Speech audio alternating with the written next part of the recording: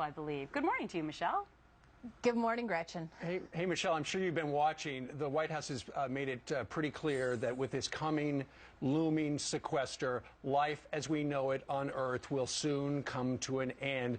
And what they're not saying, though, is that the sequester was the invention of the President of the United States, who he was for it before, now he's against it.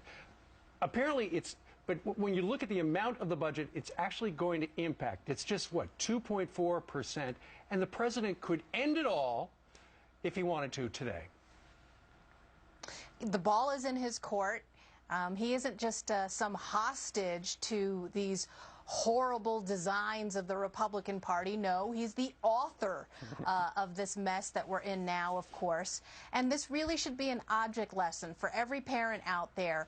Have your kids watch this Chicken Little theater. I mean, we've got this Chicken Little in chief running around talking about how this is a fiscal apocalypse, when in fact, as you pointed out, Steve, $85 billion in cuts. And of course, I've been pointing out that cuts should always be in those ghost quotes, and you should say it with the most dripping amount of sarcasm possible, because when we talk about cuts defined by Washington, it's merely cuts in the rate of growth, and this is not how responsible adults should act. In any case, all of the apocalypse that he keeps talking about, layoffs and more unemployment and people not getting paid, well, what kind of situation do you think we have now, and who's responsible for the layoffs and the cuts in R&D and all of the fiscal disasters that we're already seeing despite sequestration? Yeah, here's Senator Max Baucus. One thing I've always thought is that where are the other Democrats? I didn't even know what they're for the president, behind the president. You don't hear anything. Here's Senator Baucus, and I'm sure the president wasn't happy to hear this. The president is part of the sequester. I mean, the White House recommended it, frankly, back in August 2011. And so now we're feeling the effects of it. Now, I don't want to say the president is solely to blame. He's not. It's both president and Congress. The White House recommended it, frankly. Oops. He's in trouble. Yeah, momentary lapse of candor there from Senator Baucus, and I think that Brian asked the right question, but it's half of the question, because where are these Democrats? They're hiding, they're under their desks, hoping nobody else has to make the admission that Senator Baucus did. But I think that there is a huge missed opportunity for the Republicans. Where is Paul Ryan? I mean, he used to be the great educator on all matters fiscal, and the real problem here, which is the entitlement crisis, and you just don't really see them in front of the cameras. That's what we were talking about earlier, is that these cuts are paltry compared to what many people in this nation believe needs to happen, which is entitlement reform. And you bring up a great point about where are some of these Republicans. Are they still getting lost in the shuffle, in this messaging game? Because keep in mind, the president won the messaging game before the end of the year with regard to taxes. The Republicans had to acquiesce on that. Taxes went up. Now he's using the same messaging to go up against the Republicans with the same simple message to the American people. Is he going to win, or are the Republicans going to step up?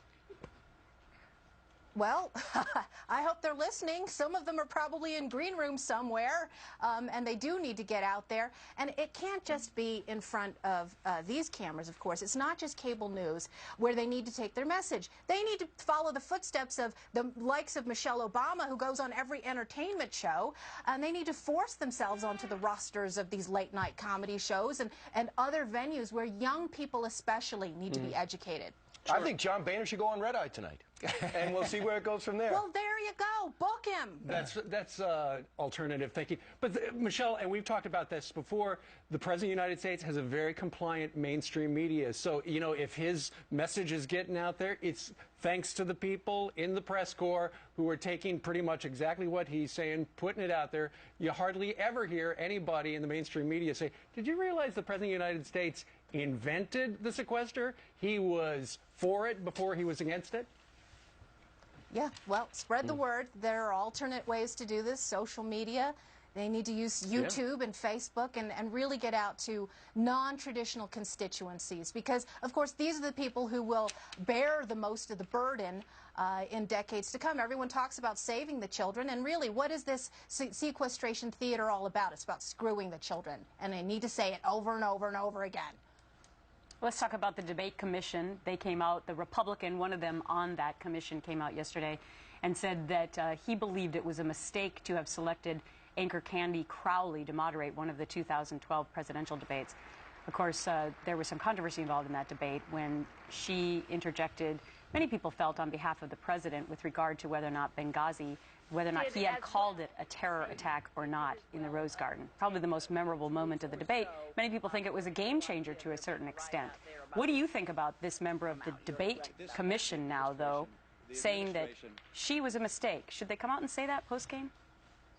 Well, this was Frank Fahrenkopf, who apparently had a lecture to a conservative group and finally came out with this admission of the gobsmackingly obvious. I think the larger problem isn't necessarily who this commission picks every year. As I've said before, and we talked about this on the show during the campaign and election season, this is a Republican Party problem because election cycle after election cycle, these people continue to sign on to a stacked deck.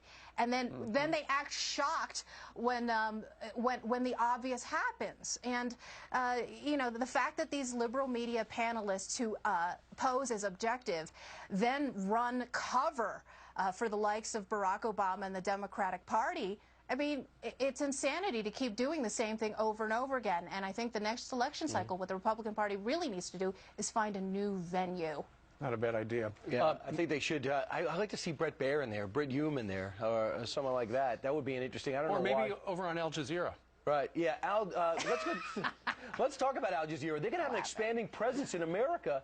They bought the current TV for $500 million, we know, from Al Gore, and now they're expanding bureaus and reach, and they want to get penetration. What do you think's happening there? What are they trying to do in Al Jazeera USA? Well, I think the American Spectator put it very well. This is a $500 million Trojan horse for terror TV. And just along with the rest of the domestic liberal media, Al Jazeera is going to put on a mask of objectivity. They're hiring so-called investigative reporters now at all of these bureaus, and they're going to have an expansive reach into American homes. And I think it's incumbent upon those of us who are very familiar with how Al Jazeera abroad has cheerleaded for terror that has taken American lives, that they know who these people side with. Yeah, it'll be interesting to see exactly when you turn it on what it'll feel like. I mean, will it feel like the Al Jazeera that you watch over in the Middle East, or will it just be some homogenized thing that has a very subtle message?